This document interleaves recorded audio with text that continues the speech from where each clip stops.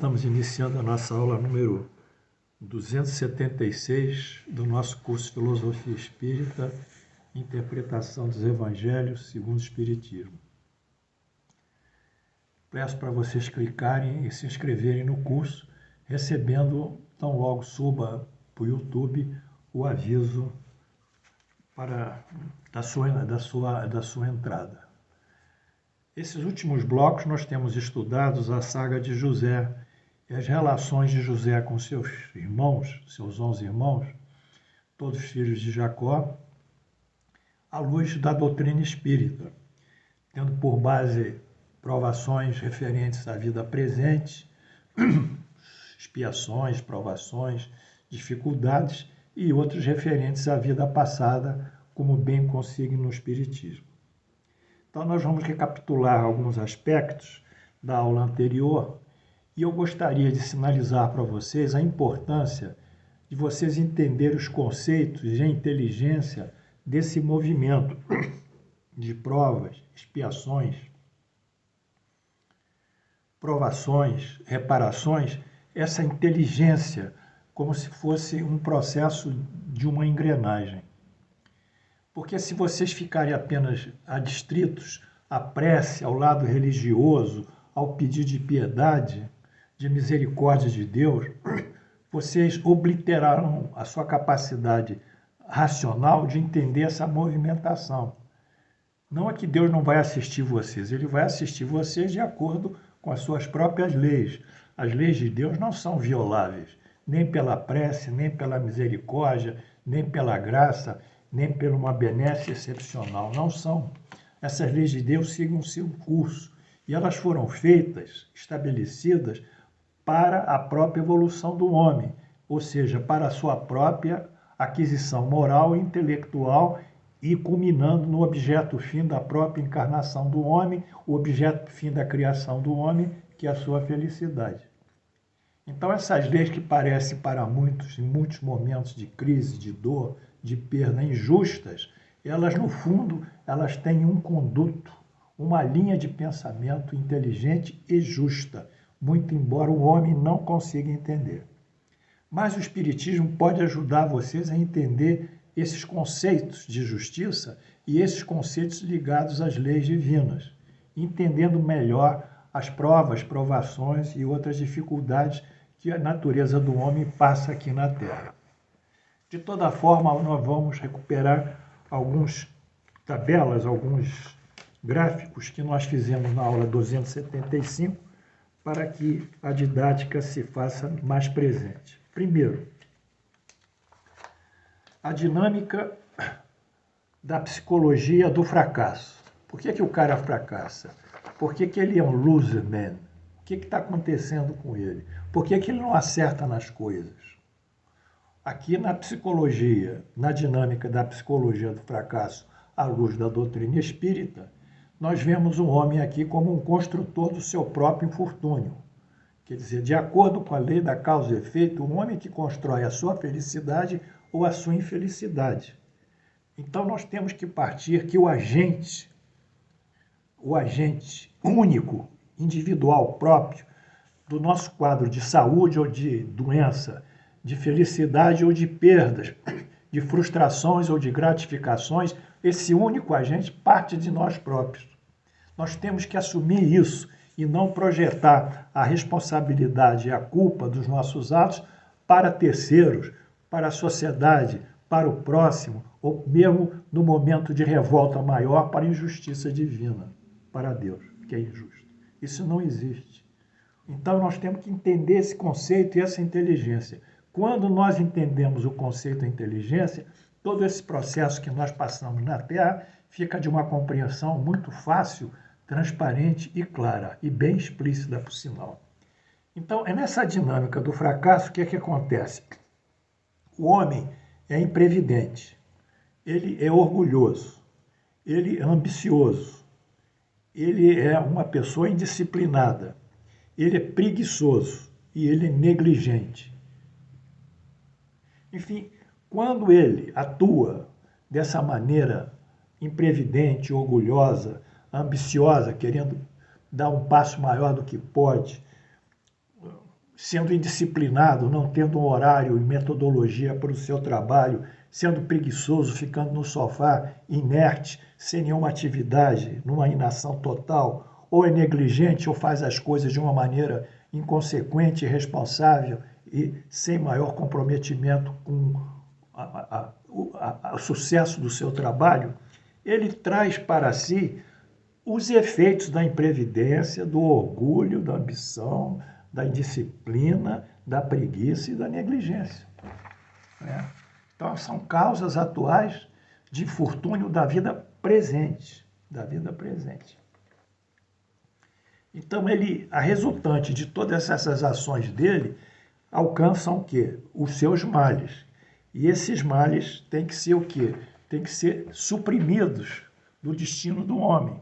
Essa imperfeição, esse vício, tal como às vezes um tóxico que o indivíduo absorveu, ou uma droga que ele injetou no seu organismo, isso tem que ser expulso, tem que ser detoxicado e tem que ser excretado pela urina. Então, os remédios que Deus usa nesse processo de detoxificação são justamente as provas, as provações, as expiações e a reparação. Então, essa é a dinâmica que nós temos que entender.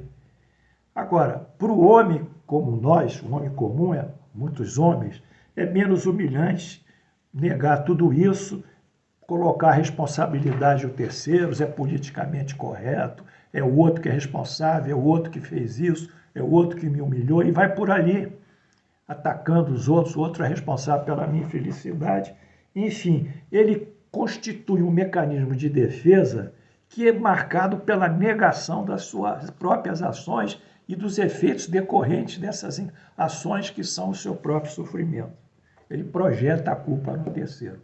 Então, ele tem que tomar consciência. Então, esse é o conceito principal que nós temos que entender relativamente à vida presente do sofrimento do homem, da psicologia do homem que fracassa. Agora, se esse homem fracassa, ele vem me perguntar, professor, por que eu fracassei? O senhor não pode rezar para mim, não pode pedir um espírito para me atender, para me dar passe, para me ajudar, para sair dessa situação? Eu vou dizer, a primeira coisa que você tem que fazer é tomar consciência das suas ações. Fazer uma análise e uma autocrítica honesta com você próprio e ver onde você está errando. Esse é meu conselho de um psicoterapeuta ou de um psicanalista, mas de uma base espiritual, de uma base moral. Você tem que modificar a sua moral. Essa é a primeira coisa.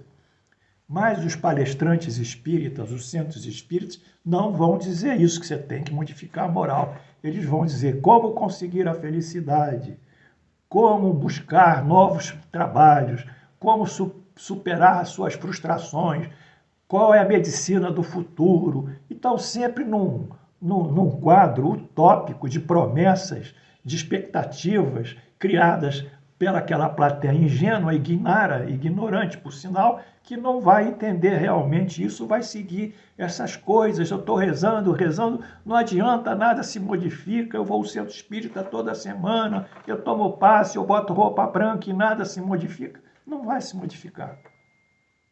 Porque a gênese está justamente a inteligência desse sofrimento, que o sofrimento tem um quadro inteligente, está justamente na imperfeição do indivíduo. O indivíduo tem que mudar a sua conduta, mudando a sua conduta, deixando de ser imprevidente, deixando de ser orgulhoso, tornando-se humilde, deixando de ser ambicioso, tomando-se comedido, deixando de ser indisciplinado, tomando uma metodologia de trabalho, uma organização, deixando de preguiçoso, tornando-se ativo, deixando negligente para ser responsável. Então, quando ele toma consciência desses fatos, inicia o seu processo de reabilitação. E não há ninguém, não há prece, não há isso, não há aquilo, que vai minimizar ele. A prece vai, se for uma prece bem colocada, os bons espíritos vão dar inspiração para ele superar isso. Vão dar a inspiração, mas o livre-arbítrio, a decisão final é dele. Então eu luto por essa inteligência aqui. É isso que eu luto com vocês. Para vocês saírem desse quadro, desse círculo fechado de promessas, de rezas, de cultos, de cânticos, de vai e volta, e vocês não vão conseguir respirar o ar puro da paz interior, da felicidade, da tranquilidade e da realização pessoal. Então, esse é o primeiro ponto que foi encontrado na família do nosso José. É a psicologia do fracasso. Eles prejudicaram José e agora eles estão voltando a reencontrar José no Egito em decorrência de de uma grande fome que vai avassalar toda aquela região da Palestina. O segundo gráfico que eu fiz é a repercussão das nossas ações aqui na Terra, nas nossas ações na Terra, na vida espiritual. Ou seja, quando nós vamos desencarnar, o que nós vamos encontrar na vida espiritual? Nós vamos encontrar na vida espiritual os nossos pensamentos, os nossos sentimentos, a nossa vontade, a nossa cultura, a nossa inteligência, a nossa individualidade espiritual como espírito. Então, na vida espiritual, nós não vamos ser melhores nem piores, nós vamos ser a repercussão, o reflexo do que fizemos aqui na Terra. Se na Terra nós praticamos a caridade, ajudamos, perdoamos, criamos essas virtudes que eu vivo trabalhando com vocês aqui de uma forma lógica, inteligente, que essa é a minha preocupação, é dar os conceitos, dar a inteligência, dar os princípios, dar a linha de pensamento. Se nós recuperamos essa virtude e trabalhamos na Terra assim, então quando nós desencarnarmos, a nossa vida no mundo espiritual será melhor. Então a condição de felicidade ou infelicidade na vida espiritual decorre das nossas ações felizes ou infelizes no mundo carnal. Quer dizer, a vida espiritual a vida carnal vai influir decisivamente nas condições da vida espiritual. E, finalmente, eu queria passar aqui o terceiro gráfico ainda, que é a duração do sofrimento, né? Esse aqui. Quanto tempo dura o sofrimento do indivíduo? Vocês vão me entender. Quanto tempo dura? Dura o tempo em que ele não faz a sua autocrítica e não se arrepende. É uma lei divina. A política brasileira, o mundo brasileiro, a sociedade brasileira está cheia de corruptos, desonestos, mentirosos, homens de mau caráter, bandidos, inclusive, criminosos, que se associam para tirar o dinheiro dos impostos do povo e levarem para as suas bases eleitorais, não é? Então, esses indivíduos que permanecem negando os seus atos, que não aceitam a culpa, a responsabilidade, ou que têm consciência, mas negam para não perder o seu eleitorado, o seu capital político, esses indivíduos estão fadados ao fracasso, mais dia menos dia. Porque é a lei divina. Não há legislação humana que possa superar isso. Eles podem, às vezes, ser absolvidos em tribunais da terra. Mas o homem é corrupto, os juízes são corruptos também, né? Isso não é novidade. Mas nos tribunais da justiça divina, onde ela é perfeita, imutável e eterna, porque foi produzida pela sabedoria divina, ali ele vai ter que responder por esses atos criminosos ou dolosos.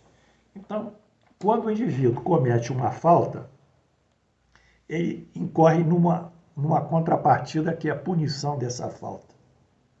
Essa punição dessa falta, ela pode ser constante, pode deixar o indivíduo sufocado em cima da culpa, constrangido, envergonhado, triste, pode. Mas ele permanecendo no mal e não negando, e não tomando consciência do mal que fez, a punição continua, qual fosse uma corda prendendo o seu pescoço, uma cadeia de ferro prendendo, amarrando, ele fica preso à sua própria punição, e aquilo vai durando. Mas a partir do momento que ele se arrepende, daí a necessidade de nós trabalharmos na doutrina o arrependimento, Daí a responsabilidade de um professor, de um palestrante, de honestamente colocar esses valores consignados por Deus. Então ele inicia o seu processo de reabilitação. E os remédios são a provação, as provas, a expiação e a reparação. Então, é essa a outra condição que nós vimos aqui e tomamos esses exemplos da família de José.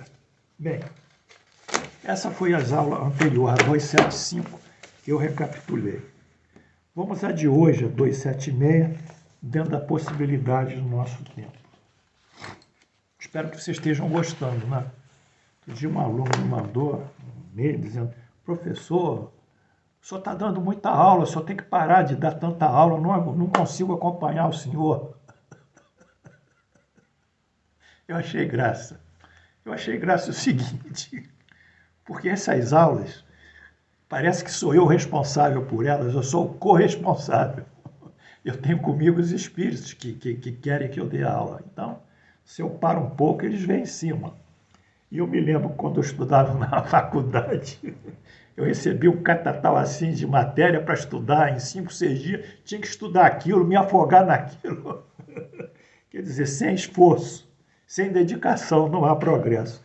Não é limitando as minhas aulas que o aluno vai melhorar. Ele vai arranjar um tempo. O dia tem 24 horas, ele vai arranjar 15 minutos por dia, se trancar no banheiro, ligar o celular e ver a aula. Ou pegar uma caneta e um pedaço de um caderninho e fazer suas anotações, se ele quiser.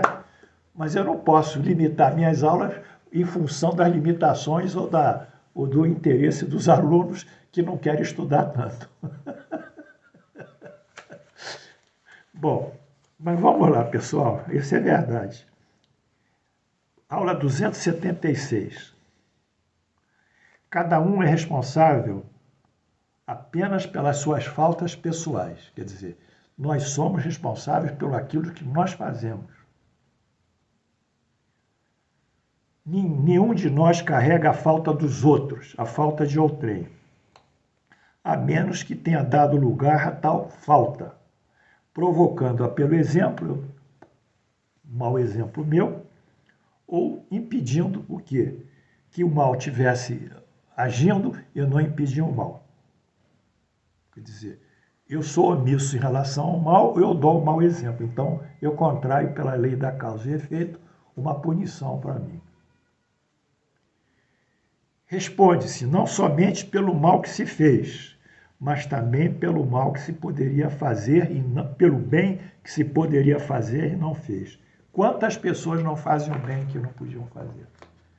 Ficam presas à política, aos interesses institucionais de uma casa espírita e não querem que os outros melhorem porque têm receio de perder o poder.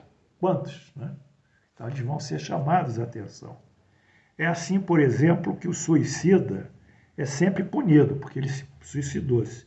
Mas aquele que, por sua dureza, impele o indivíduo ao desespero e daí a destruí-lo, sujeita-se também a essa pena. Quer dizer, o suicidou, mas o outro induziu o suicídio, ele também vai responder pelo suicídio. Por outro lado, um espírito não transfere a sua responsabilidade pelo mal que ele fez a terceiros.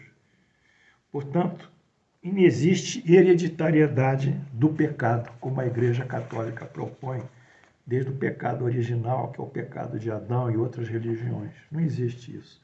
O pecado não é hereditário, não se transfere, os pais não transferem os seus erros pessoais aos filhos.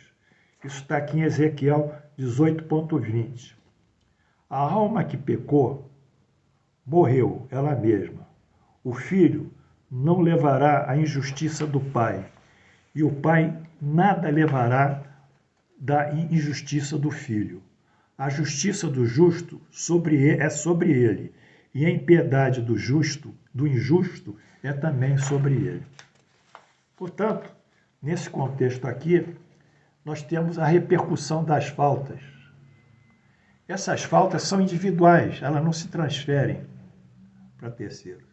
Está aqui em Ezequiel, né, 18.20, e o próprio Espiritismo também reconhece, porque isso é contingência do nosso livre-arbítrio. Então, nós temos aqui, às vezes, um discurso que eu queria colocar dentro da linha espírita, que é o discurso sobre o racismo. Né? Nós temos estudado o racismo, tenho estudado, eu gosto de estudar sociologia também, e o racismo é uma condição cultural, né? Não é uma coisa tão simples assim, porque isso vem de séculos, séculos, séculos, e não vai ser assim que nós vamos modificar uma cultura racista, né? Queira ou não queira, existe uma cultura racista, discriminatória, seja dos negros, seja dos judeus e seja de outras minorias raciais, talvez os ciganos e outras minorias. Aqui, no Brasil, é mais ligado a negros e a judeus, que há esse racismo. Bem,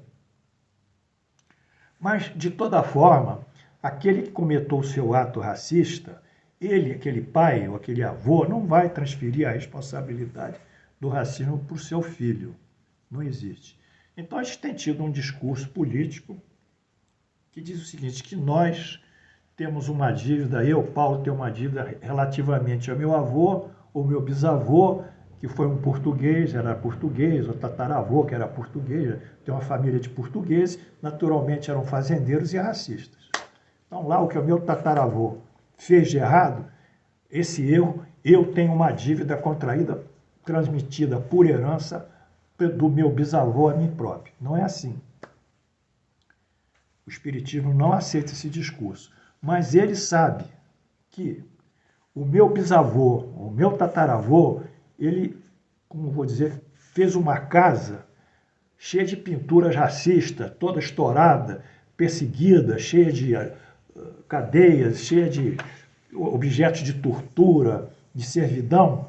Então, cabe a mim, Paulo, pegar aquela casa destruída pelo racismo, aquela casa quebrada, cabe a mim tirar todas as pinturas racistas, colocar pinturas de inclusão social dos negros, aceitação melhor dos judeus na sociedade. Cabe a mim fazer isso. Cabe a mim arrumar aquela casa, torná-la habitável e disponível para todos. Então, a mim cabe isso, e a todo cidadão também cabe isso. Oferecer o melhor, dentro daquilo que a gente possa oferecer. Eu acho que só falar e dar consciência já é um grande avanço. E isso ocorre, então, relativamente ao Brasil, não é? E cabe a nós retificarmos essas coisas. E nós temos o dever, até pela própria lei do Espiritismo, que é a lei da igualdade, em que todos nós somos iguais e fomos criados como espíritos simples e ignorantes por Deus. Cabe a nós essa responsabilidade. Mas não cabe a nós a culpa, porque o Espiritismo não aceita. São dois mecanismos diferentes. Eu não vou fazer uma coisa porque eu me acho culpado. Não me acho culpado do que o meu bisavô fez. Mas me acho responsável de tirar essa chaga da sociedade. Isso eu farei com todo a vigor e com todo o prazer, dentro da própria doutrina que ela propõe, essa igualdade. Então, são coisas assim que repercussão das faltas dos nossos antepassados sobre nós não ocorrerá. Por isso que Ezequiel diz, o filho não leva a iniquidade do pai. O filho não leva a iniquidade do pai. Não há transferência de culpa de ordem hereditária ou sucessória. Bem, então era isso que nós queríamos passar para vocês. Eu espero que vocês estão me acompanhando. Eu agradeço a atenção e nós continuaremos aqui o nosso trabalho. Que Deus e Jesus nos abençoe. Flores para todos. Flores para o aluno que quer que limite as minhas aulas. Para você, meu aluno, não vou poder atender não. Vou ter que dar muita e muita aula. Um beijo para todos.